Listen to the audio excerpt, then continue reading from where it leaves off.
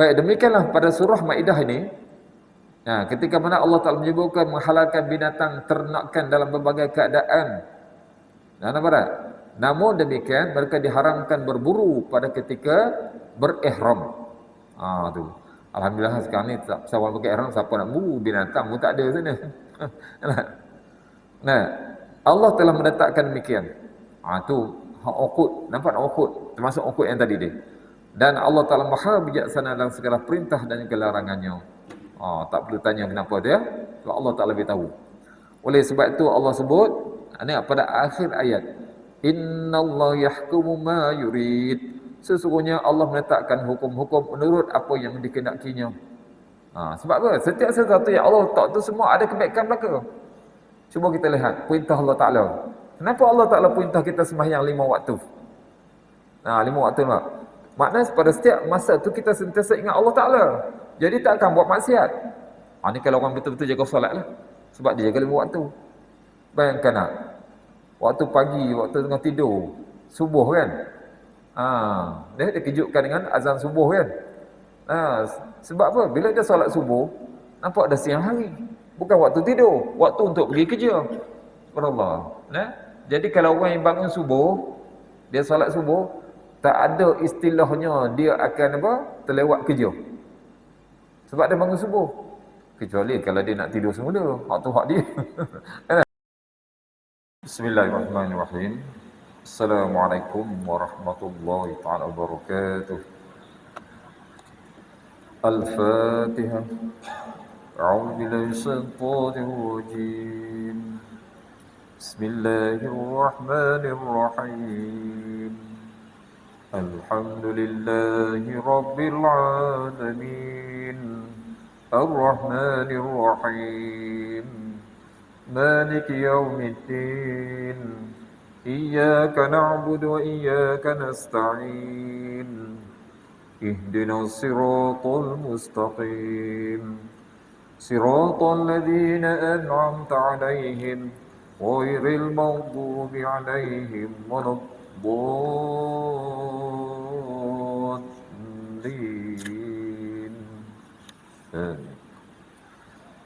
Bismillahirrahmanirrahim. Alhamdulillahirabbil alamin wa bihi nasta'inuhu wa nu'minu bihi wa natawakkalu 'alaihi wa na'udzu billahi min shururi anfusina wa min sayyiati a'malina. Man yahdihillahu fala mudilla lahu wa man yudlil fala hadiya lahu.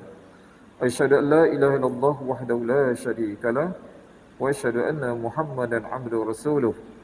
Rabbi shrah li sadri wa yassir li amri wahlul 'uqdatam min lisani yafqahu qawli. Subhanaka la ilma lana illa ma 'allamtana innaka antal alimul hakim. Allahumma aftah bainana wa baina qaumina bil haqqi wa anta khairul fatihin. Allahumma faqihna fid din wa 'allimna 'ilman nafi'an ya arhamar rahimin. Amma ba'du. Alhamdulillah, yang dikasihi muliakan Tuan Imam, ahli jawatan Kasar Masjid, muslimin, muslimah, para jemaah yang dirahmati, dikasihi lagi disayangi Allah Subhanahu wa taala. Bersyukur kita kepada Allah Subhanahu wa taala di pagi yang berbahagia, yang penuh kebahagiaan ini. Allah Subhanahu wa taala tempatkan kita di rumah Allah Subhanahu wa taala semata-mata dengan rahmat, inayah, kasih sayang, taufik kepada Allah Subhanahu wa taala. Alhamdulillah kita dapat tunaikan fardhu subuh berjemaah dan dapat kita langsungkan lagi dalam pelajaran tafsir. Jadi insya-Allah pada pagi ini kita lihat surah yang seterusnya, surah yang baru, Suratul Maidah. Baik, Maidah namanya adalah hidangan. Maidah hidangan. Baik, surah ini merupakan surah yang kelima. Susunan Quran mengandungi 120 ayat. 120 ayat. Dan ia merupakan surah Madaniyah. Surah Madaniyah. Kita faham surah yang mana daripada awal-awal ni surah yang panjang belaka. Dipanggil surah Mi'in yang lebih daripada 100 ayat. Ada beberapa surah yang di depan sini. Jadi kita lihat apa intisari yang terdapat dalam surah Maidah ni. Baik, jadi surah Maidah ni merupakan di antara surah-surah Madaniyah yang merupakan surah yang panjang. Baik itu yang meliputi hal yang berkaitan dengan tasyri', pelaksanaan pelaksanaan syariat agama dengan keseluruhannya, seperti mana surah Baqarah, surah An-Nisa, surah Anfal yang terdahulu. Baik, di mana topik tentang akidah dan juga kisah-kisah tentang Ahlul Kitab. Kata Abu Maisarah, taala Al-Maidah, dia kata, maka di antara akhir apa yang diturunkan daripada Al-Quran, itu di antara surah yang penghujung, sebelum diturun yang terakhir sekali, iaitu surah An-Nasri, idza jaa nasrullah wal fath, itu yang terakhir sekali. Baik, kita lihat jadi surah ini diturunkan selepas peristiwa kembalinya Rasulullah daripada Hudaybiyah. Baik, kalau kita lihat Hudaybiyah itu yang berlaku pada tahun 6 Hijrah. Pada tahun 6 Hijrah itu. Baik, ini selepas daripada itu. Baik, dan himpunannya meliputi hukum ahkam syariat. Kerana kerajaan Islam ketika itu nak terbentuklah kerajaan Islam pada permulaan yang memerlukan kepada manhaj rabbani untuk terpelihara daripada kegelinciran dan juga gambaran jalan untuk binaan untuk menetapkan keteguhan sebuah negara tadi. Baik, jadi hukum-hukum yang terdapat dalam surah ini secara ringkasnya, kalau singkat, kalau ambil panjang juga. Banyak juga hukum yang terdapat dalam surah ini walaupun kita dalam 120 ayat. Baik, maka dimulakan dengan hukum uqud. Uqud ni perjanjian. Kemudian berkaitan dengan sembelihan, perburuan, kemudian masalah ihram, perkahwinan dengan wanita kitabiah, ahli kitab, masalah murtad, hukum taharah, dengan had mencuri, hukum mencuri dan juga hukum pelampau yang menentang kerajaan sebenarnya. Kemudian turunkan pula hukum yang berkaitan dengan arak dan judi, kafarah sumpah, membunuh binatang buruan di tanah ketika mana berihram. Baik, wasiat ketika nak mati, kemudian perkara-perkara yang terdapat pada jahiliah sikit tentang binatang, kemudian hukum meninggalkan amalan yang telah disyariatkan oleh Allah Subhanahu Wa Taala. Itu di antara hukum-hukum yang terdapat dalam surah ini. Baik, dan kemudian apabila kita lihat kepada di segi sudut pensyariatan, maka Allah Taala mengisahkan sebagian kisah-kisah sebagai pengajaran izzah wal ibrah. Lalu maka di antaranya Allah Taala menyebutkan kisah Bani Israel. Masih lagi yang sama ini cukup banyak. Bani Israel bersama Nabi Musa AS, kisah yang Allah Taala isyaratkan kedegilan sifat melampau mereka tadi, iaitu di kalangan orang Yahudi tadi, ketika mana mereka berkata kepada Rasul mereka, itu Nabi Musa, sebab mereka ni nak masuk ke Baitul Maqdis, situ kena perang dahulu, ada dah. Tapi apa kata mereka kepada Nabi Musa? Izhab anta wa rabbuka faqatila inna hahuna qa'idun. Kata mereka kepada Musa, kamu pergilah bersama Tuhanmu berperang, kami duduk di sini menunggu saja. Allahu Akbar. Itu menunjukkan apa? Sifat kedegilan, puak Yahudi tadi. Baik, dan kemudian kisah kisah dua anak Adam, kisah yang masyhur dia, iaitu sebagai isyaratkan iaitu manusia ini ada perasaan nak lakukan kebaikan, malahan kejahatan pun ada juga, iaitu kisah Qabil dan Habil, di mana Qabil telah membunuh saudaranya Habil itu. Baik, dan itu merupakan dosa yang pertama yang dilakukan di muka bumi, menumpahkan darah. Peristiwa pertama sekali itulah dia sebagai Qabil ini sebagai pelopor dalam hal yang menumpahkan darah tadi. Baik. Dan kisah tadi adalah sebagai contoh contoh bagi sifat kemanusiaan tadi. Nafsu yang jahat akan buat kepada dosa, sementara nafsu yang baik akan buat kepada kemuliaan. Itu dah. Dan kemudian surah yang mulai terus menceritakan tentang ahlu kitab Yahudi dan juga Nasara, di mana akidah mereka yang menyimpang daripada kebenaran. Mereka telah menisbahkan Allah Ta'ala kepada yang tidak layak, ada keturunan, ada anak. Dan mereka ini telah mereka yang telah melanggar janji, janji-janji yang telah mereka lakukan tu, termasuklah mereka telah memesongkan kitab Taurat dan Injil. Mereka kufur kepada risalah yang dibawa oleh baginda sallallahu alaihi wasallam. Dari mana Allah menunjukkan kesesatan dan kebatilan yang dipegang oleh ahlul kitab tadi.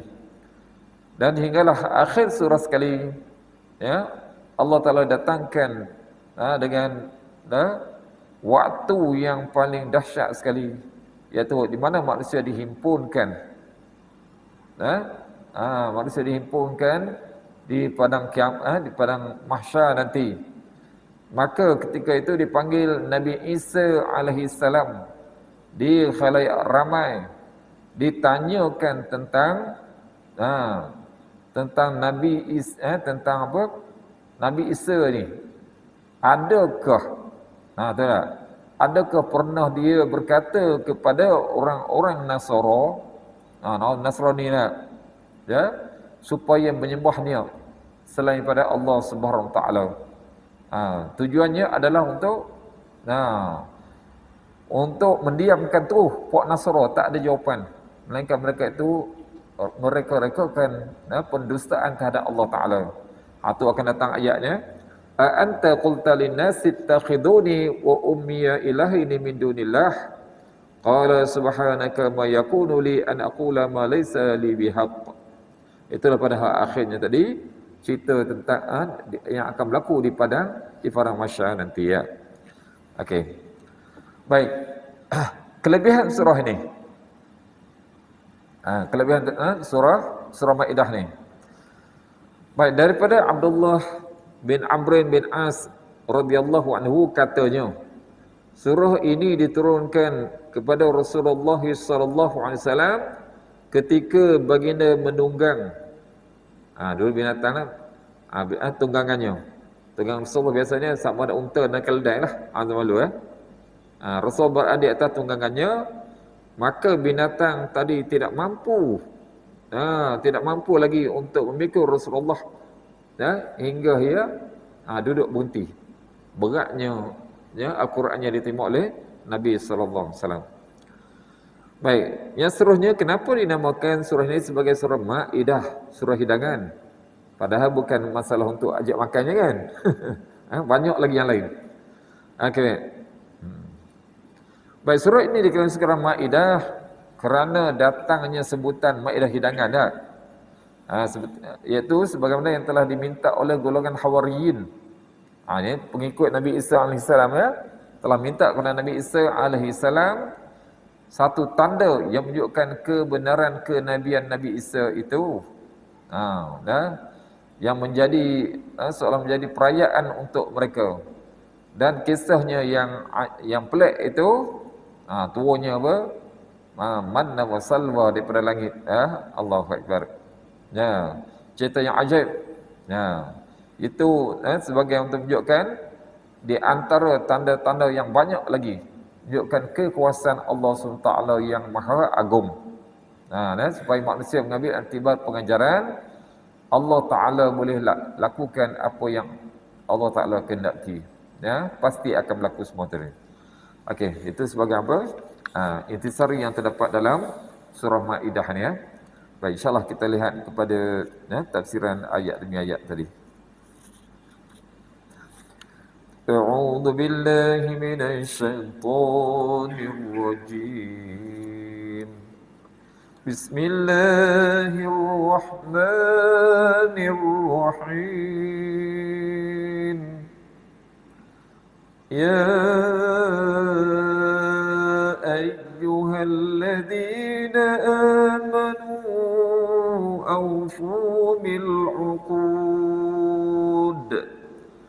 Uhillat lakum بهيمة الأنعام إلا ما يتلى عليكم غير محل الصيد وأنتم حرم إن الله يحكم ما يريد. Jadi dalam surah ini maka Allah Ta'ala mulakan Allah Ta'ala mulakan dengan ataupun kisah yang pertama atau hukum yang pertama yang berkaitan dengan uqud ni kemudian akad-akad yang dikaitkan oleh kebanyakan ahli tafsir dengan para sahabat adalah berkaitan dengan perjanjian antaranya perjanjian manusia dengan Allah Subhanahu taala. Itu ya. Baik, jadi Allah suruh sini ya ayyuhallazina amanu, hai orang-orang yang beriman, aufu bil uqud, penuhilah dia kata sempurnakanlah akad-akad itu. Baik, jadi dalam ayat ini Allah Ta'ala mulakan dengan lafaz tujuannya. Allah sebut kepada manusia ni, ya ayyuhalladzina amanu, dengan lafaz iman terlebih dahulu daripada yang lain, sebagai kemuliaan dan juga untuk mengagungkan iaitu betapa besarnya nilai iman di sisi Allah Subhanahu Wa Taala. Iman ni bukan benda boleh beli. Kalau boleh beli, semua orang kaya boleh beli belaka. Tapi kalau kita lihat sejak dakwah Nabi Nuh alaihi salam, yang menerima keimanan adalah di kalangan golongan-golongan hamba dan golongan-golongan kita orang-orang miskin. Sampailah sama kepada zaman Nabi sallallahu alaihi wasallam. Itu mereka yang mula-mula mendapat keimanan di kalangan orang bawahan saja, ya. Baik. Itu sebagai ta'zim. Ya Allah jelaskan, wahai orang-orang yang beriman, sempurnakanlah akad-akad, iaitu janji-janji kamu. Baik. Imam As-Sabuni rahimahullah taala katanya, lafaz akad ini meliputilah akad iaitu perjanjian antara manusia dengan Tuhannya. Kalau kita lihat ini banyak sekali. Yang pertama, kita ingat semua manusia ni sejak zaman Nabi Adam AS sampai yang akan ada sampai kiamat telah pun membuat perjanjian dengan Allah Subhanahu Taala yang pertama sekali. Kalau kita dengar Allah berfirman ba'da syaitan rajim, alastu bi rabbikum qalu bala. Itu perjanjian yang pertama sekali. Semua manusia telah berjanji dengan Allah Ta'ala sejak alam roh lagi, bahwasanya Allah Ta'ala itulah Tuhan yang tiada Tuhan yang selainnya. Tu perjanjian mereka, ya. Iaitu dengan kata lain mentauhidkan Allah Ta'ala. Baik, namun demikian apabila manusia ini bila Allah Ta'ala telah keluarkan daripada rahim ibunya menjadi manusia, ada di antara mereka itu yang beriman dan ada pula yang kufur. Sampai Allah sebut dalam Quran itu supaya untuk memperingati manusia. Kita dah berjanji dengan Allah, ya, nak mentauhidkan Allah. Mentauhidkan, kita faham apa maknanya? Bukan nak mengaku Allah Ta'ala itu esa saja, iaitu nak taat kepada Allah Ta'ala. Segala apa yang Allah Ta'ala perintahkan, manusia ni dah berjanji nak laksanakan berlaku. Dan apa yang Allah larang, semuanya manusia dah berjanji tak nak buat. Tapi kita lihat sekarang ni, yang dijanji telah diruntuhkan, dan yang dilarang itulah yang dilaksanakan. Inilah tabiat, sifat nafsul amarah, nafsul syarirah dan nafsul lawamah yang telah merosakkan manusia, atau nafsu yang daripada manusia. Ditambahkan pula dengan hasutan dan juga igauan yang dibuat oleh iblis. kepada manusia. Itulah yang akan menyebabkan manusia terpesong daripada janji mereka. Baik itu janji manusia dengan Allah Ta'ala, dan juga telah termasuk antara manusia dengan manusia. Ya, berjanji begini-begini dah, tapi tak buat juga.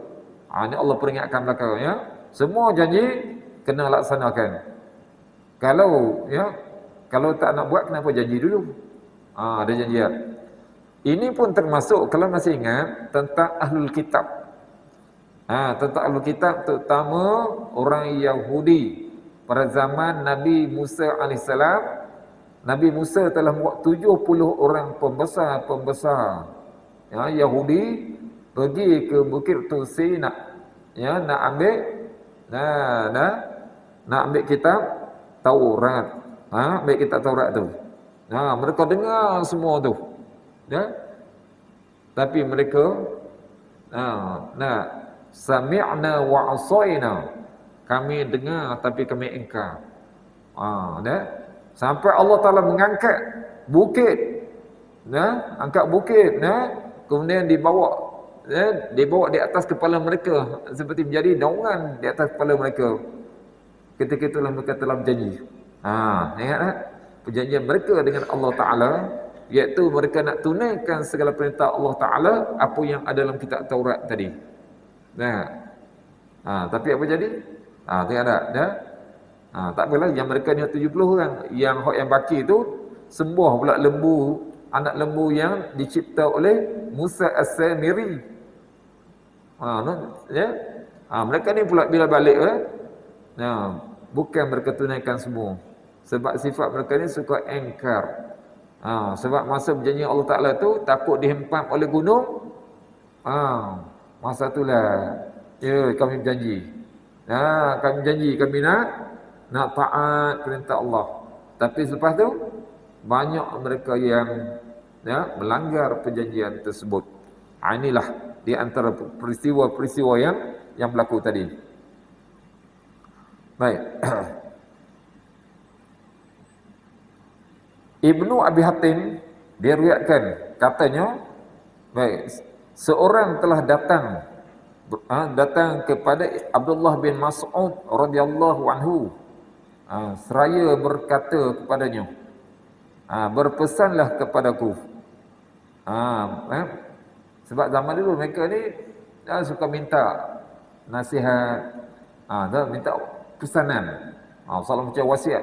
Kita hari ni kalau sebut wasiat, nak mati ke? Tak semestinya. Bila jumpa kita kata orang alim, ulama-ulama, kita minta nasihat pada mereka, minta pesan pada mereka. Jadi orang ni datang minta Abdullah bin Mas'ud beri pesanan kepada dia. Jadi katanya, berpesanlah kepadaku. Maka kata Ibnu Mas'ud, jika engkau mendengar Allah berfirman. Itu maksudnya kalau kau dengar ayat Quran, kalau baca pada engkau, ya ayyuhallazina amanu. Ni ayatnya. Ya ayyuhallazina amanu, wahai orang-orang yang beriman, maka dengarlah baik-baik. Tu nampak dah. Ini pesan apa? Abdullah bin Mas'ud. Jadi kita pun sama, sebab kita orang beriman. Kata Abdullah bin Mas'ud apa? Dengarlah baik-baik. Kalau ada ayat Quran yang bermula dengan ya ayyuhallazina amanu, dengarlah baik-baik. Kerana hal itu boleh merupakan kebaikan yang diperintahkan atau keburukan yang harus dijauhi. Tu biasanya kalau ada dua perkara yang Allah ni. Yang pertama, Allah nak ceritakan kebaikan supaya kita apa? Supaya kita berebut peluang tadi. Yang kedua, katanya apa? Mungkin ada keburukan. Di sebaliknya, kalau tak ada kebaikan, mungkin keburukan yang sepatutnya dijauhi tadi. Itu diriwayatkan daripada Ibnu Abi Hatim. Dan kata Khaisamah Ta'ala pula katanya, segala sesuatu dalam Al-Quran yang diawal dengan hai orang-orang yang beriman, maka hal itu dalam kitab Taurat dulu, dalam Al-Quran orang beriman, Allah tuju pada umat Nabi SAW. Pada dalam kitab Taurat dulu kata dan dinyatakan hai orang-orang miskin. Sebab yang dulu, sebab mereka ni orang yang bantah. Allah sebut hai orang miskin. Miskin apa? Miskin hati, miskin jiwa untuk taat kepada Allah. Kita ni alhamdulillah Allah muliakan Pak. Ya ayyuhallazina amanu, wahai orang beriman. Sebabnya umat Nabi sallallahu alaihi wasallam ni sami'na wa ata'na. Sami'na wa ata'na. Kami dengar dan kami patuh. Kami ikut, perintah dilaksanakan, larangan dijauhi. Itu umat Islam. Ya tak? Sebab tu yang Allah sebut, yang dikatakan oleh oleh Khaisamah Ta'ala, dan kita tarik Allah sebut hai orang miskin untuk sama dengan mereka. Sebab mereka itu orang yang engkar, yang bercanggah dengan perintah Allah, yang lakukan apa yang dilarang. Itu dah. Okey dah. Kata Ibn Abbas, kata Ibn Abbas radhiyallahu anhu, uqud, Allah sebut uqud ni. Uqud dengan makna janji. Uqud dengan makna janji, iaitu di sini dia kaitkan, iaitu apa yang dihalalkan oleh Allah dan apa yang diharamkannya. Sebab dalam ini ada yang dihalalkan dan apa yang diharamkan, dan apa yang difardukan dalam Al-Quran semuanya, daripada taklif, tanggungjawab, hukum ahkam, itu semua dia sebagai uqud. Sebab ikatan kita dengan Allah SWT, iaitu kita sebagai hamba Allah Ta'ala, kita kena taat perintah Allah. Termasuklah apa? Segala apa yang Allah Ta'ala beri tanggungjawab, dan yang Allah Ta'ala jadikan hukum ahkam. Ada yang kena buat, ada yang tak boleh buat semua tu, maka itulah yang dimaksudkan tadi. Baik, baik, maka selepas itu Allah jelaskan, aufu bil uqud, penuhilah akad itu. Itu yang diterbitkan oleh Imam As-Sabuni tentang pendapat Ibn Abbas. Baik, sementara Ibn Katsir rahimahullah pula katanya, menurut pendapat Ibn Abbas radhiyallahu anhu, Mujahid, dan ramai lagi di antara ahli tafsir, yang dimaksudkan dengan akad ini adalah janji. Janji-janji tadilah antara manusia dengan Allah, antara manusia dengan manusia. Itulah. Kata Ibn Jarir pula, dia mengumpulkan ijma'. Ijma' maknanya pendapat ramai mengenai hal itu. Jadi katanya maksud mereka ini adalah perjanjian yang berbentuk sumpah dan selainnya. Apa yang bentuk perjanjian, maka itulah sebagai uqud tadi.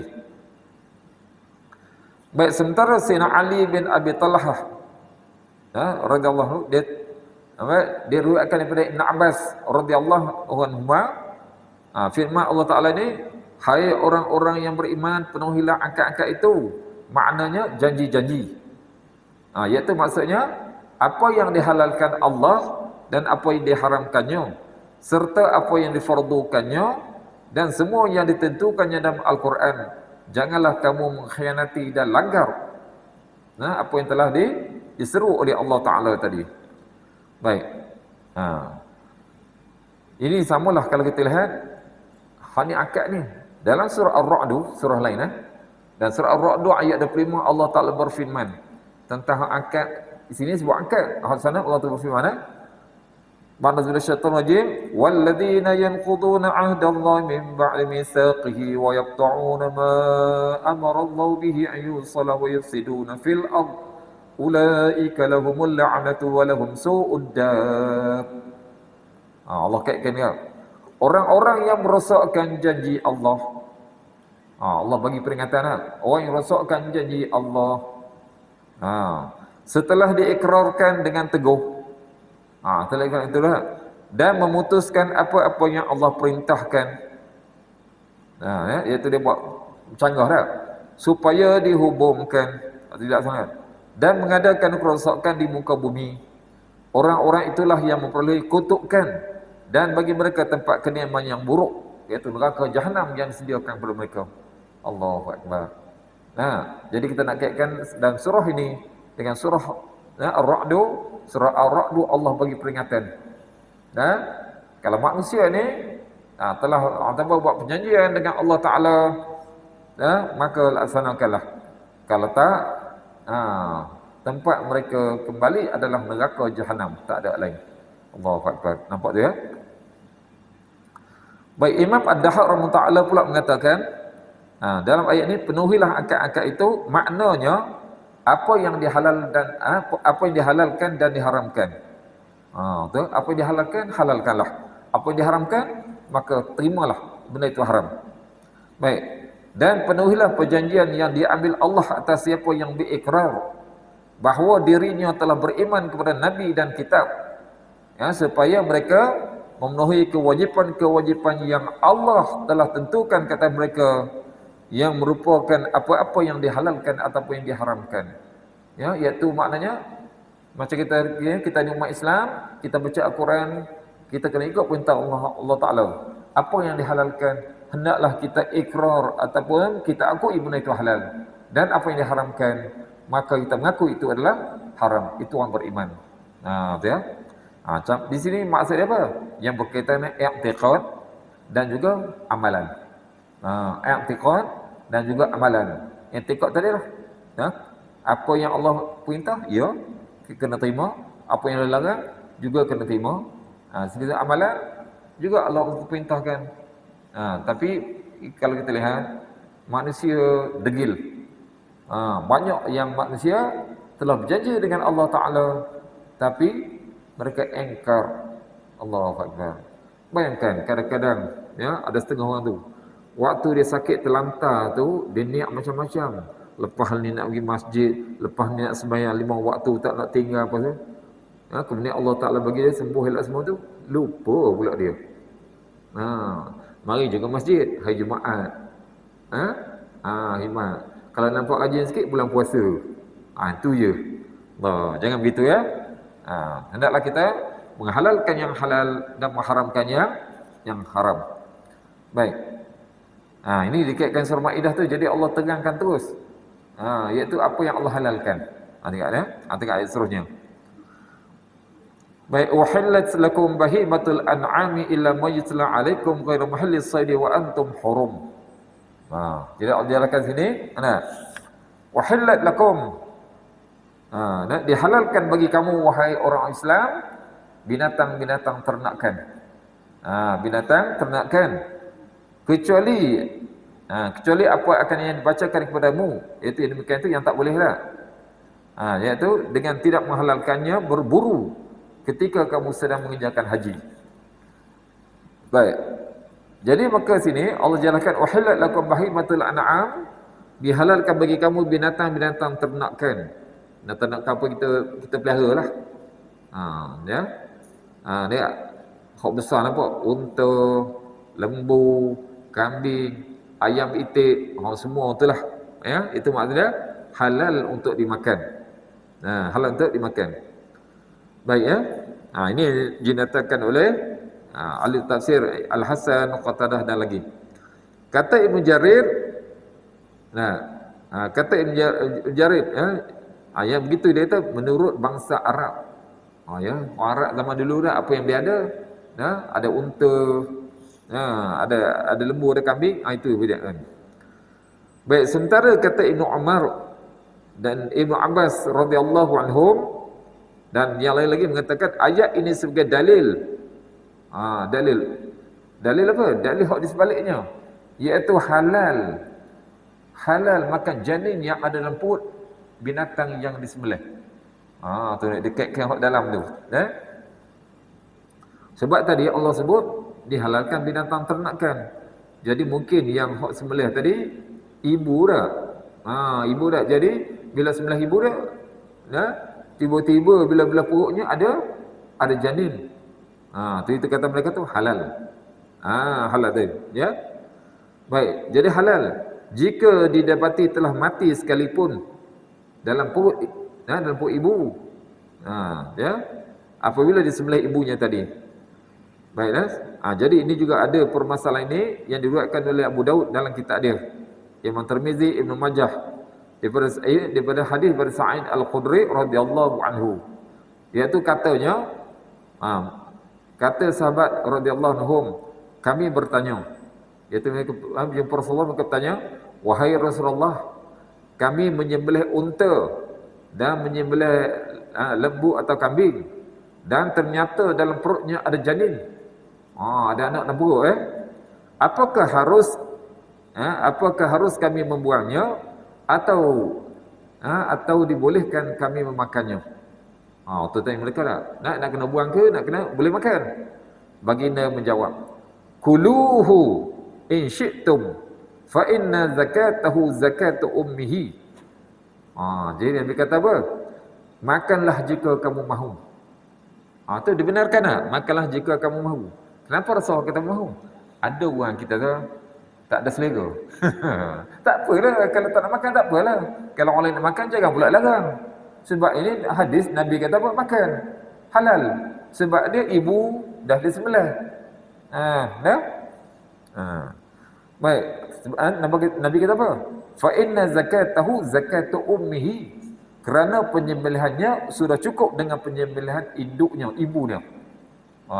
Itulah. Jadi maknanya kalau sembelih ibu tadi dalam perut ada janin boleh makan. Baik, ini mazhab kita mazhab kita. Mazhab lain pun sama je. Satu mazhab saja. Mazhab Abu Hanifah. Ataupun yang panggil mazhab Hanafi. Satu mazhab ni saja yang lain. Bagi dia disyaratkan. Disyaratkan apa? Disyaratkan tadi apa? Janin tadi sempat disembelih. Janin tadi dapat disembelih. Boleh bagi dia. Tapi bagi kita yang terakhir, hak jumhur, sebab Nabi kata apa? Sembelihan ibu adalah sembelihan bagi anak. Jadi mana boleh makan? Kecuali jika anak itu masih hidup lagi. Tengok belah-belah perut tadi, anak tu sempat lagi sembelih. Ketika itu wajib sembelih. Mazhab mana pun sama Ketika itu wajib sembelih. Mana boleh pula makan binatang apa yang tengok hidup tadi tiba-tiba mati. Itu tak boleh Itu kena sembelih. Yang tak kena sembelih tadi disembelih ibu dengan anak sekali mati, boleh makan. Di sini kita jangan fikir benda pelik-pelik lah. Sebab ini hukum daripada Allah. Hukum daripada Allah. Sebab diberitahu oleh Nabi SAW. Baik. Imam Tirmizi mengatakan hadis ini adalah hadis hasan.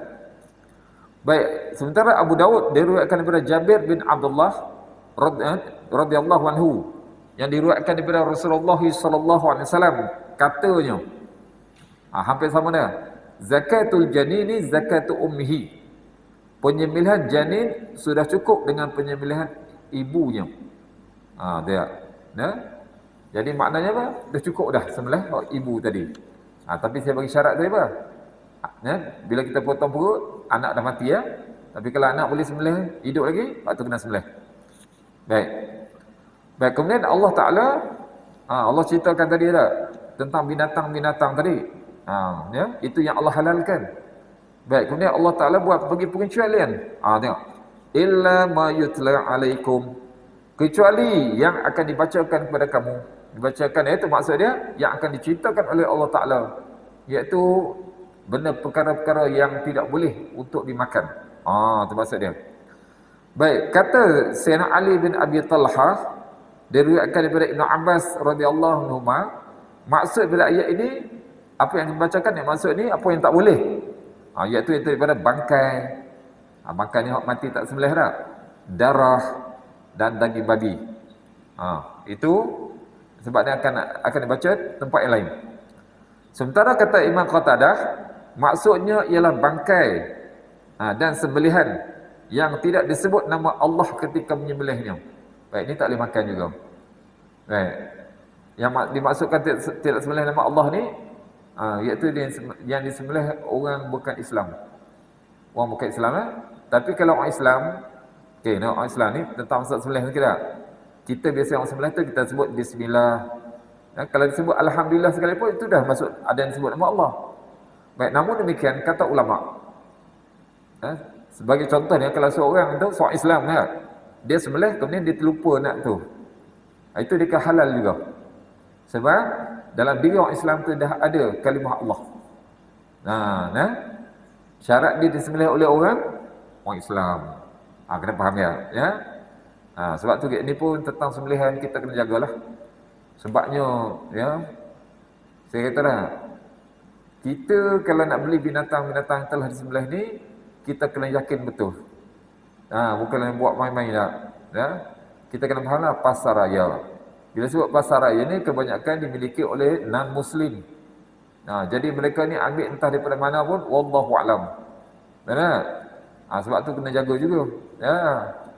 Memang di sudut hukum fiqh, saya kata di sudut hukum fiqh, bila kita nampak benda tu disembelih semua tu dah halal belaka. Walaupun kita tak tahu kan, dia nak kata kita tahu siapa yang sembelih tadi. Tetapi sudut kewarakan. Sudut kewarakannya kena jaga. Supaya apa? Binatang yang kita makan tadi tidak menjadi daging darah kita. Nampak? Dia takuti yang daripada kita kalau bukan orang Islam maka hukumnya adalah haram. Itu kalau kita tahu. Kalau tak tahu tu, tapi dia akan berkesan kepada keimanan. Ya, kesan kepada keimanan. Sebab tu buat makan ni cukup jagalah. Hari ni kita lihat kenapa orang Islam lemah nak buat amal ibadat sebagainya. Saya kata faktor yang paling besar sekali adalah sebab pemakanan. Sebab makan apa saja. Dia sebenarnya kita kalau hak jenis sembelihan tadi kita tahu orang Islam je kita boleh makan. Tapi bila dah dimasak bila apa semua tak tahu dah, mari nampak makan belaka. Allahu akbar. Dia akan berkesan. Kesan apa pada jiwa kita, pada iman kita. Rasa iman lemah, nak sembahyang pun malah. Nak pergi masjid pun dengar Allah azan dah. Sembahyang kat rumah cepat sikit boleh tidur. Subuh-subuh kan, cepat sikit boleh tidur. Kalau pergi sana nanti Allah lambat nak pergi lagi. Bila nak tidur lagi? Macam-macam lagi. Lemah iman tadi ya. Tu. Sebab itulah ulama-ulama orang soleh zaman dahulu mereka cukup jaga. Imam Nawawi rahimahullah. Imam Nawawi rahimahullah dia tak makan buah yang dijual. Buah yang dijual di kampung dia. Sebab zaman dahulu ada orang yang tanam pokok tujuannya apa? Supaya orang lain ambil. Soal pokok tu wakaf, bukan buah wakaf kan? Benda wakaf tak boleh makan. Pokok tu wakaf. Supaya manusia ni boleh ambil free je. Tapi ada pula orang ambil buah ni jual pula. Di mana Nawawi takut. Subhanallah. Sampai gitu lah. Nak jaga ya. Allah. Okey baik. Jadi kata, nampak seperti kata Imam Qatadah ni maksud dia tadi bangkai dan sembelihan yang tidak sebut nama Allah ketika menyembelihnya. Baik, jadi zahirnya yang dimaksudkan dengan firman Allah SWT ini seperti mana yang Allah sebut pada ayat dalam surah yang ada ayat yang akan datang nanti Allah sebut tak hurrimat alaikumul maitatu. Tu ada ayat lain. Itu maksud Allah sebut tadi illa mujtala apa yang akan dibaca. Sebab Allah tak sebut di sini semua, sebut pada ayat lain. Hurrimat alaikumul maitatu wadamu wa lahmul khinziri wa ma uhilla li ghairillahi bihi wal munkhaniqatu wal mawqudatu wal mutaraddiyatu wan natihatu wa ma akalas sab'u. Tu dalam ayat lain Allah sebut diharamkan bagi kamu memakan bangkai. Maksud bangkai ni adalah yang tak disembelih. Tolak bangkai dua je daripada hadis dah. Iaitu ikan dan belalang. Ikan belalang tu tak perlu sembelih. Diharamkan kamu makan bangkai, darah. Darah, daging babi. Daging haiwan yang disembelih atas nama selain Allah. Ini bukan Islam. Yang tercekik. Mati sebab cekik mati je. Itu orang makan tak boleh. Yang terpukul, orang pukul dia mati, tak boleh. Yang jatuh, mungkin pada tempat tinggi jatuh bawah mati, tak boleh. Yang ditanduk, mungkin binatang besar tanduk, orang kecil mati, tak boleh. Dan yang diterkam binatang buas, semua tu benda yang tak boleh dimakan. Baik, maknanya meskipun binatang itu termasuk binatang ternakan, Namun apabila terdapat sebab-sebab tersebut dalam ayat yang saya baca sebelum ini, maka binatang itu haram dimakan. Tu ya, asalnya halal, tapi itu jadi haram tadi. Baik ya. Ha. Kenapa tu? Kerana tengok kita Allah sebut dah. Ya. Illa mujla alaikum ghairu muhillis saidi. Tu. Baik, nah. Sebab tu kalau tengok Pak yang Allah sebut tadi, illa ma dzakaitum wa ma dzubiha 'ala nusuk, kecuali yang sempat kamu sembelih atau kena makan, dan diharamkan bagi kamu yang disembelih untuk berhala. Hak ni pun jaga juga. Sebagai contohnya kita kata apa? Kadang-kadang kita tu mungkin berkawan dengan orang yang non muslim. Mereka ni buat sembelih untuk pujaan-pujaan mereka, maka binatang tu haram dimakan. Walaupun dia suruh siapa? Walaupun dia suruh orang Islam yang sembelih. Nampak? Sebab niat dia dah lain tadi. Nampak? Ya? Yakni diharamkan binatang ternakan yang disembelih untuk berhala. Ma'bud selain Allah. Ya? Ini diharamkan. Dan tidak dikategorikan ke dalam binatang yang halal. Binatang halal lah. Sebab tu Allah sebutkan daripada awal lagi, Allah sebut dah. Ya? Uhillat lakum bahimatul an'am. Dihalalkan bagi kamu binatang-binatang ternakan. Mana semua tu dah. Illa ma yutla alaikum, kecuali yang akan dibacakan kepada kamu. Tadi saya cerita sebagainya. Ya? Tak ada dalam ayat ini, tapi ada yang lain. Iaitu dibacakan, disebutkan tentang keharaman, walaupun meskipun ia binatang ternakan sekalipun. Tak? Baik, dan kemudian Allah berfirman kemudian, Allah jelaskan ada lagi yang tak boleh. Ada. Ghairu muhillis saidi wa antum hurum. Yang demikian itu, ini bukan binatang dia, dengan tidak menghalalkan berburu ketika kamu sedang mengerjakan haji. Ini Allah hurum dikaitkan dengan haji, tapi sebenarnya pakai ihram. Tak kira sama ada ihram untuk umrah, ihram untuk umrah ataupun untuk haji. Untuk umrah ataupun untuk haji, ketika itu tak boleh nak memburu. Kalau dia memburu dapat binatang, tak boleh. Ya. Ingat tu, ya. Maka hukumnya dam lah. Tu ya. Okey deh.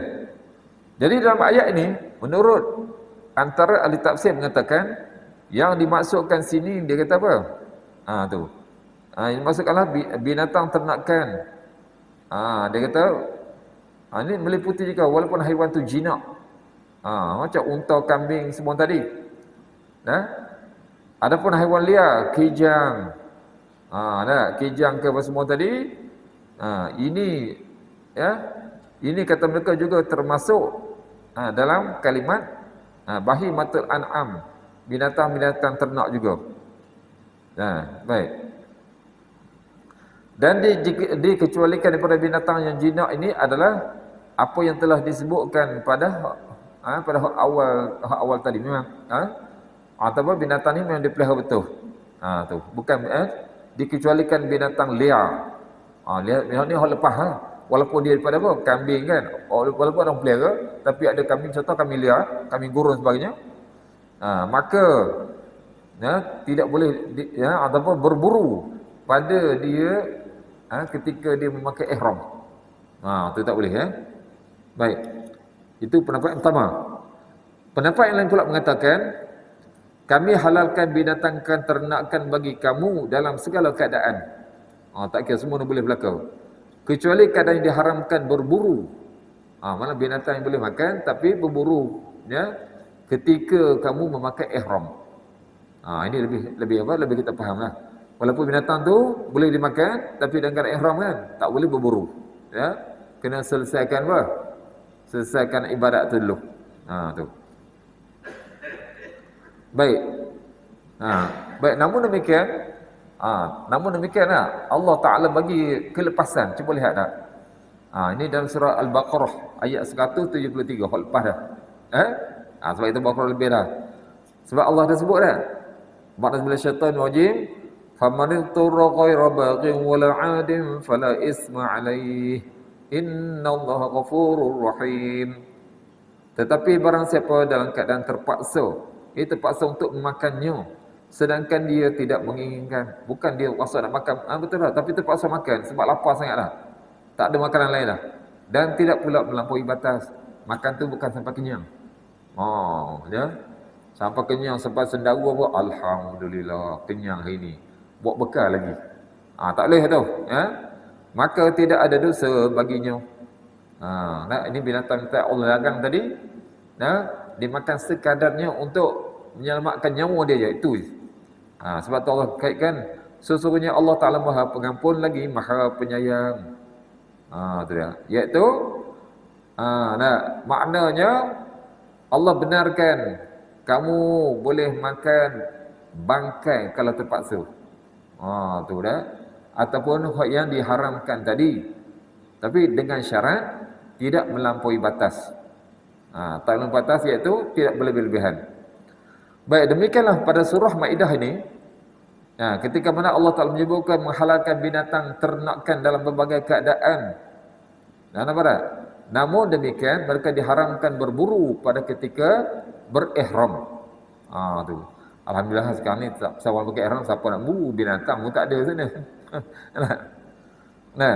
Allah telah menetapkan demikian.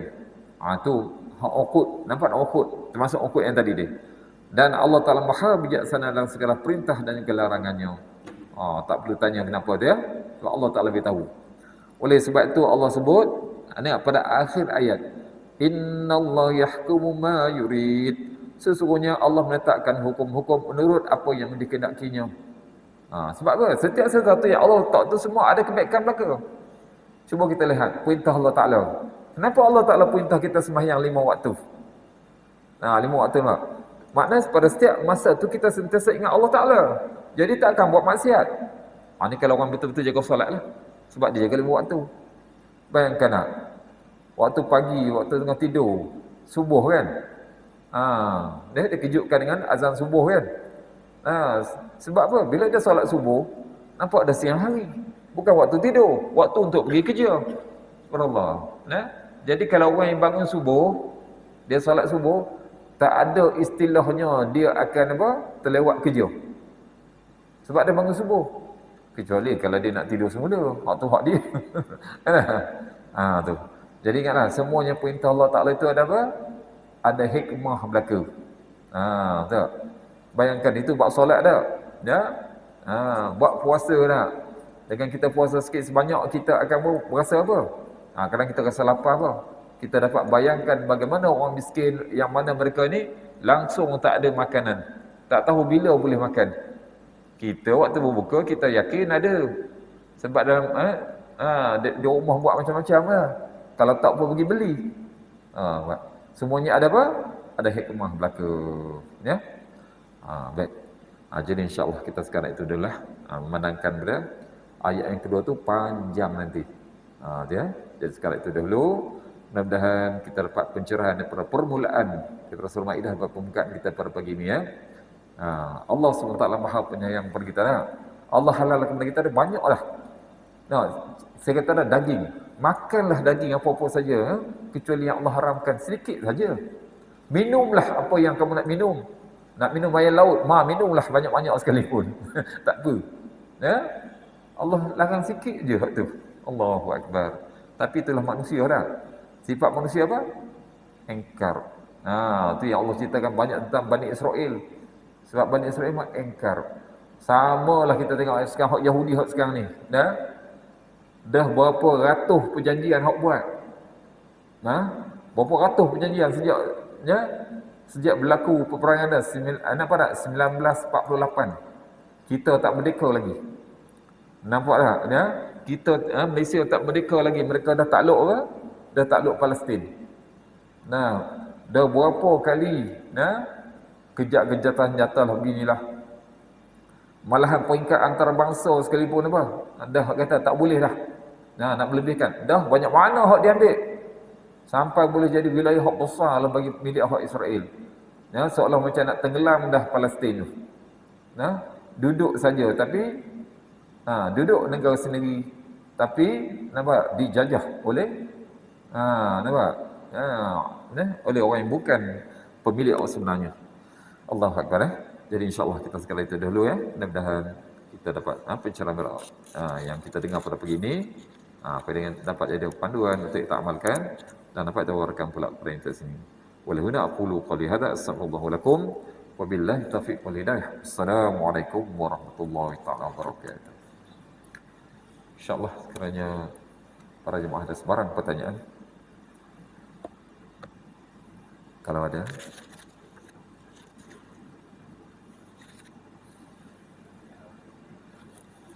Tak ada ya? Allah. A'udzu billahi minasyaitonir rajim. Bismillahirrahmanirrahim. Ya arhamar rahimin ya masakin. Allahumma inna nas'aluka ma sarqa ibadika ma sallam wa na'udzu bika min syarri ma sa'al Muhammad sallallahu alaihi wasallam. Allahumma ja'al al-Qur'ana syafi'an lana fid dunya wal akhirah waj'alhu lana syafi'an fil qabri wa fil mahsyar wa fil mizan fi sirat wa adkhilna al-jannata kal fasih bi rahmin. Allahumma fi lima wa tarda. Allahumma zidna 'ilman nafi'an wa zidna yaqinan sadiqan wa zid 'amalan mutaqabbalan 'indaka ya arhamar rahimin.